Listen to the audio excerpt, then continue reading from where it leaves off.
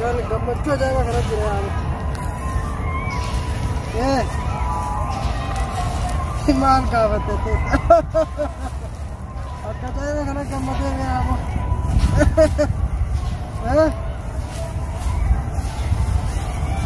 ما ربو مالي ماذا انت جايبه كده أقول ما كرنسي كم كده تلفون مرات أبو مالك ربو dapat noti nasai mali ka shi shigo da shan abu da ke wai ka telefono ko ro kamatti ma atbayan gamdu كيا بيا كذي sai ka bayan gamna na miki akan ne إيسا هلا بادي هلا بادي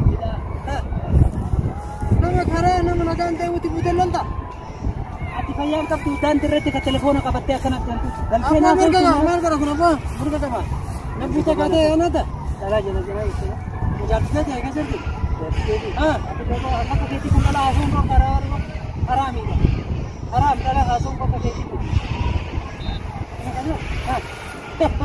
माल वो कौन सुनालो वो तो कुछ जो करती को आ गया شركه جرسي का telefono को रखबते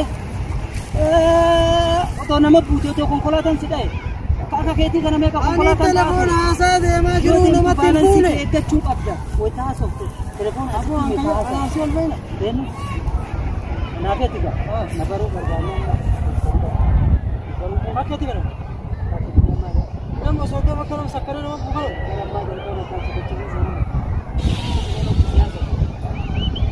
kita marata wajib bayar kalau sana bayar kalau kena buat kiri wajib tu malu abang gua ya kamu nak kabar ni sekolah buat malu kalau buat tu lah ya lah Masalah ni berita ni semua tak berita Abu mana kalau Abu shir lagu mata.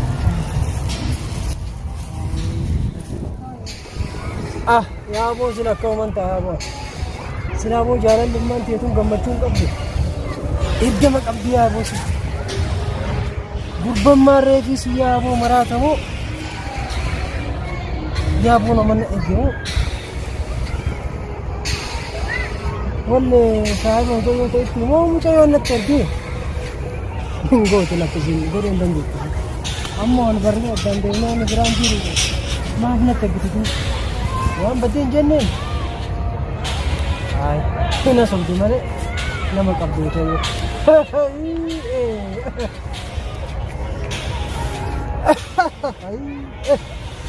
Ito yun naman kabachul og tabo na wala ka ba tiya mo abba ka ito ya mo jala karara ka ba ya mo please ya mo please ya mo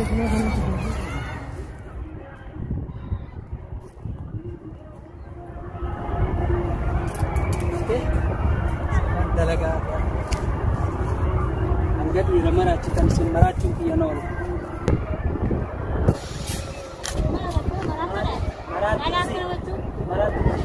माने तो कबासियो बनी आदम के सवाल तो कबासियो yana ka kandala ka mane mana ko अच्छा बरसी वाला कब उठा असले बरसी वाला बातो ते मान नहीं सिकता में इसको और राइट डाली हीरा में तुम्हारा चार्जर तना का कैसे कीमा हीरा में तुम्हारा चार्जर जाला लजितली nama shabu ita haka ko ba wani haso sababu situ umiti adunya tan nudi sama sega bijini dapat si jen harta tindai ni ti sebar warra murti kasih nemu kamusi ubar so nemu kabisi shamarran ira ayo sabab sifa di mana lagi paduka Leno? Nama mereka tu maka kayak semarat aja rasyarat. Shanta darbe telefona namat bu aja. Jalan rakan kaira kana fi motar na zabo zega masalu baina. Tabat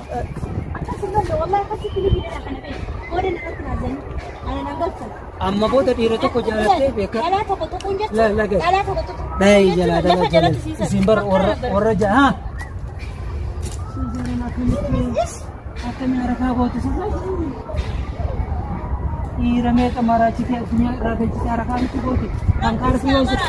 Energi kami 1000. Unta isa namni maka kaisa ni nucu kata aja marata aja.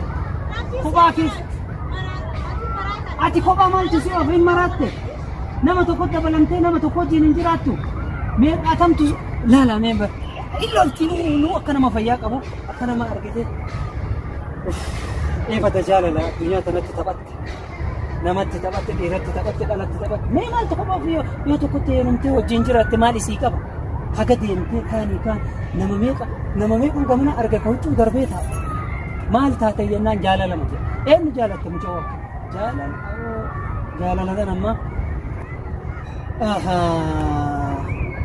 amma laal reefu dubbii fitte jaalalli an balleessuuf deemu dhalaan bar yeroo si darbitu dhalaa takkaa funyaanitti na fuute hin argine takkaa hunda isii likkin itti himaa ture garuu tun funyaanitti na fuute har'a eega akkas taate gaa dhiisuun qabu isii matana dirqama fuudhuu qaba akkan ta'e isii har'a funyaanin na darbite dhima goote akka jaalala maal balleessina tana ta jaalalaan dachii balleessaa jirtu argee jira nama jaalalaan dachii balleessu argeen jira kanaaf furmaanni kiyya hanga isiin har'a na darbite na bira deemte kana anis immoo isii kana fuudhuun qaba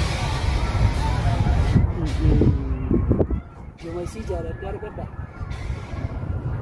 taanuyyuu jaalalaan balleessuu deemu tun immoo jaalala qabattee waan deemtu gaafa isii to'annaa kiyya jala oolche jaalaltee harka kiyyatti deebitee jirti kanaaf murteekooti jalaa hafuun qabu barbaadee irra ga'uun qabu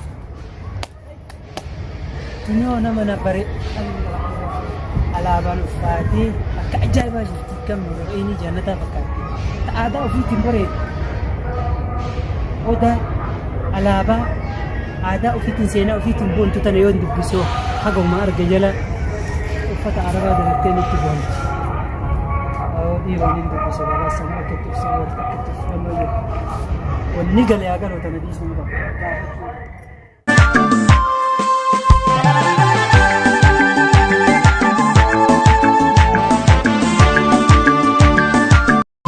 Sakotu asako fago dakaran abon sakotu asako fago dakaran yadi bona kurule walgara yadi bona kurule walgara arsi ra tidak eko holin ada fi uffanna keetu ada keetu yeroo calanqisiistu akkanatti mul'attu kakoo sanirraa na hawwatte akkan si dubbisu na taasisu garuu si ani les be gujachuun afaan oromoo dubbannaan alkeessa nagas afaan oromoo qofa osoo hin ta'in odaa kana yeroo sirratti argu alaabaa kana yeroo sirratti argu qaamni kiyya miira keessa seensisee akkan si dubbisu dirqameessa bira tole hayyee galatoomina ajaa'ibsiifatu keetii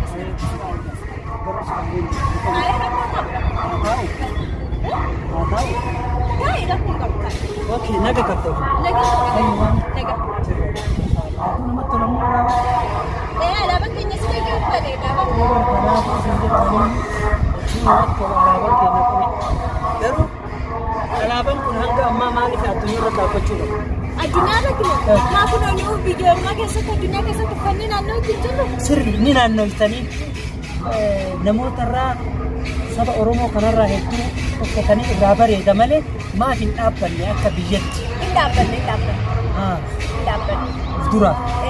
Yoo waaqni jedhee Oromiyaan bilisoomuu hin ooltu kanaaf akka addunyaatti ammas immoo addunyaatti machaa jira alaabaa keenya waan ta'eef dachii Oromiyaa irrattis immoo hin dhaabbanne manneen barumsaattis ni dhaabbanne.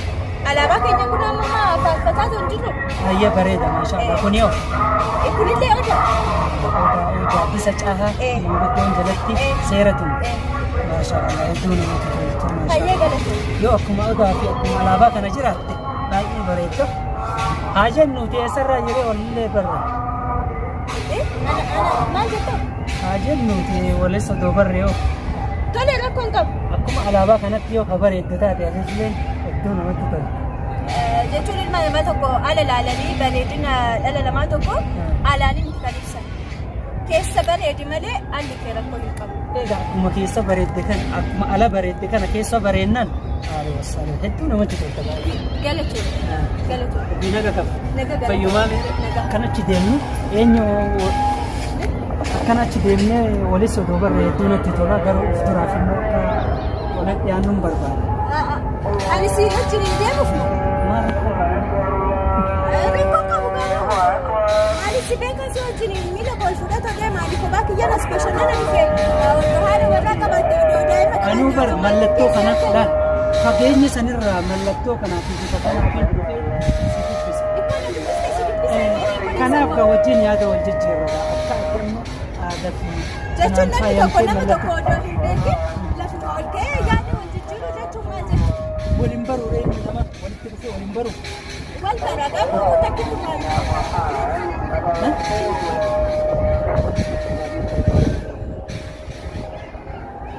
Yoo akkasii wajjin deemu kaa akkasii wajjin deemu akkam qabu? Jechuun ilma Oromoo ta'uu kee argee Oromoo waan taateef si wajjin deemuun hin danda'amu malee akkanumaan lafa ol ka'ee ammuma tana si argee ta'u yaada si wajjin wal jijjiiruu hin danda'u. Garuu ati afaan Oromoo waan haasofteef waan dhuftee nagaa gaafatteef si wal jechuudha. Lafatti miti. Ayuma kana danaa namaa sadi moo afur mee gadi dubbisaa? Ati kumoo? Hunda keessa faaya aadaa uffata keenya mallattoo kanarraa malee waan biraatiif hin Dinqisiifachuu keetiif na ajaa'ibsiifate. Waan Oromummaa kana waan na ajaa'ibsiifatteef baay'ee tokko natti tolee jira. Galatoomni. Anaa kana Oromummaa itti barsiisaa jiru. Waa'ee Oromoo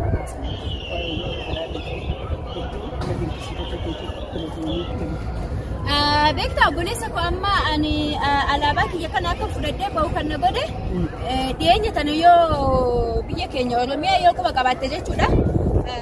Wanti dhiibbaan saba Oromoo fi saba Wallaggaa irratti Wallagga lixaa irratti deemaa jiru kun baay'ee tokko Oromiyaa keessatti walumaa galatti baay'ee tokko na gaddisiisee jechuudha. Nama hiriira bahullee dhabee kophaa kiyya kunoo.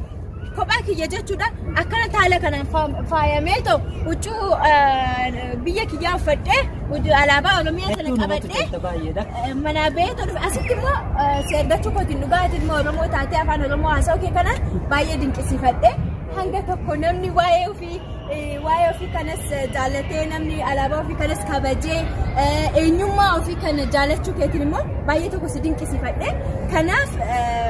Alaabaan adda bilisummaa Oromoo tuni dachee Oromiyaa irratti illee tasgabboofnee dhaabbachuu qabna. Addunyaadhaaf miidhama biyya teenyaa tana miidhama Oromiyaa tana addunyaadhaaf ibsuu qabna.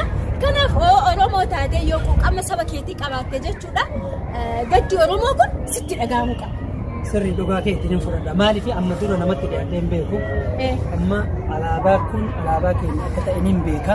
Garuu hariiroo namaan dhufee akkanatti nama akkana faayamee deemuun na ulfaataa ture akkanatti uffadhee deemuun amma yeroon sirratti argu nin gammada gammachuu daangaa qabne natti dhagahame si edaa namni Oromoo biyya ambaa keessallee yoo jiraate mallattoo ofii aadaa ofii akkatti bareedu argite bareeduma keetirraa kan ka'e amma akkana sittachi maxxanee wajjin uffachuu danda'e jechuudha. Kanaaf aadaan ofii seenaan ofii ittiin boonuun waan ittiin qaanfatan hin qabu alaabaa ofiitiin aadaa ofiitiin seenaa ofiitiin calaqqisiisuun wanni nama saalfachiisu tokko hin jiru. Aadaa jala deemuu aadaa saba biraa calaqqisiisuurra aadaa keenyaan faayamnee bareednee gadi baanee addunyaanis nu raajeffatti namni nu argullee nu jaallataa nutti gammada maaliifuu aadaa kee bakka ati of urgaa'e of ta'e. Orma ta'urra foolii nama biraa qabaachuurra foolii Oromummaa tokko yoo urgoofte addunyaan si jaallatti ofii kee kanas ni jaallatta jechuudha. Adamma ana na jajjabeessuu keetiin amma asitti na argitee lafa tanarra dhuftee nagaa gaafattee aadaa keetiin ni bareedda kan jette kana akkan itti cimu nagooti na jajjabeessitaa jechuudha. Baay'ee tokko jaallatte. Duraaf immoo anis akkan kana hodhadhu na taasiftee jirtu. Maaliif har'a kophaa keetiin amma lama taanee jira lamarraa sadii afur taanee achi booda namni yoo walii galee yoo walitti tokkoome yoo walitti dhufe waan ofii yoo calanqisiifate eenyummaa ofii mirkaneeffachuu ni danda'a. Hedduu galatoomummaa aadaa keetiin faayamtee akkanatti bakka kana argamuu keetiif kammoo waa'ee uummata keenyaa jettus uummata keenyallee uummanni keenyas bakka jiru ala jiru keessa jiru sagalee walii ta'e wal jajjabeessuun dirqama Oromummaa wal cinaa dhaabbachuu qabna. Kanaaf hamma dandeenyeen biyya walii dabarsinee rakkoo uummata keenya jiru san qofa osoo hin taane kamuufuu kan dhufuuf deemu ofirraa deebisuu danda'uu qabna. Waa hedduu sirraa baranne waa hedduun har'a sirraa baradha jedheetti abdii guddaa qaba. Hedduun si galateeffadha. Ulfaadhu siin jedha. Tole anillee siin barachuu kootiif ilma Oromoo biyya ambaatitti argee barachuu kootiif baay'ee tokko gammadeetiin jira. Galatoomi siin jedha. Kanaaf saba keessan cinaa dhaabbadhaadha, of taa'aadha. Namni of eenyummaa keessaniin boonaa, aadaa keessaniin. Ammoo namoonni garii waan yaadachiifte gaafa tokko namni wayii eenyu afaanuma ofii kan afaan Oromoo saba biraa keessa jira inni dubbachuun qaanfata. Afaan isaa maaf akka ta'e naaf hin galle inni garuu Oromoodha. Saba biraa bira dhaqee sabni biraa sun afaan Oromoo hin beeku afaan Oromoo itti dubbate dhaqeetiin inni akka afaan Oromoo beeku hin beeka. Dhaqee ani itti dubbannaan bar Amaariffaa afaan biraa na haasa'e. Maaf bar namni kun afaan Oromoo beeka. Isinuu afaan kana. Maal ilaalcha akkana namoota hedduu keessa jira. Mee namoota akkanaatti illee dhaamsa yoo qabaatte. Beektaa namoota akkasii kana ammaa jennaani takki nama biraa fakkaatanii of jaalachiisuuf jedhanii afaan ofiitis yookaan aadaa ofiitis gadi cunqursanii of jaalachiisuuf amaarri naa jaalatu jedhee jechuudha namni suni akka ilaalcha kiyyaatti amaarri naa jaalatu jedhee afaan isaa kana tuffachuu yookaan immoo eenyummaa isaa kana tuffachuu hin qabu. Eessaa akka ta'e inni kun eenyu akka ta'e Oromoon abbaa fedhe akka caalee of beekuu qaba. Namni kun wallaalummaa irraa ta'uu mala yookaan immoo of jaalachiisuuf. Hiriyoottan baay'ee horachuufis ta'uu mala amaaraatti michoomee fira ta'ee jiraachuu fedhe taanaan kurse yookaan immoo waa'ee Oromummaa kanaaf bal'isee ta'uu hin yaadne ta'a beekta yeroo sanitti isa agarsiisu malee namni sun yookaan kaayyoo mataa isaa qaba ta'a namni jirtu akkuma bifa keenyaatiin ilaalcha mataa keenya garagara waan ta'eef jechuudha ana akkanatti fakkaatutti namni sun tarii yookaan haadhan Oromoo ta'e ta'a abbaadhaan amaara ta'uu mala. Yookaan immoo diqaalaa ta'a yookaan immoo jaartisaatu amaara ta'a yookaan immoo bakka waan kun akka ol ba'ee mul'atu hin feene ta'a. Kanaaf immoo ani ergan Oromoo ta'e amaaris naa fuudhu ilmoo amaaraa jala isaa jiraadhu hojiinis ni nyaadhu hojiinis haa dhugu garuu eenyummaa kiyya kana hin dhoksu of ta'ee jiraachuu fedha maaf dhoksa Oromoon eenyummaa gadi miti jechuudha. Kanaaf of ajjeesuun yookaan immoo of dhoksuun jechuudha. Afaan keetiin boonuu qabda, eenyummaa keetiin boonuu qabda. Afaan beektu tokko afaan Amaariffaattis beeki, Tigrees beeki, Oromiffas beeki. Afaan 85 moo meeqa jira jedhu Itoophiyaa kanarra jechuudha. Afaan hedduu jira. Loqoda beekuni bishaan nama ceesisaa jedhu maatii keenya jechuudha. Kanaaf obboleessa koo wanni na siidhatu barbaadu inni afaan hoo beeki ittiin jechuun biyya biraatti soo deemte si gargaara saba biraa keessattis Amaariffa haasa'uun badaadha jechaan jiran garuu afaan kee dirqama haasa'uu qaba. Oromummaan jechuudha Oromummaan kee waan hundaduuti. Kanaaf ittiin saalfatinaa afaan keessan ittiin saalfatinaa aadaa keessan ittiin saalfatinaa eenyummaa keessan ittiin saalfatinaa siin jedha si wal baruu kootiif baay'ee galatoomi siin jedha na gammachiistee jirta alaabaa xiyyaannee asumaa fudhatee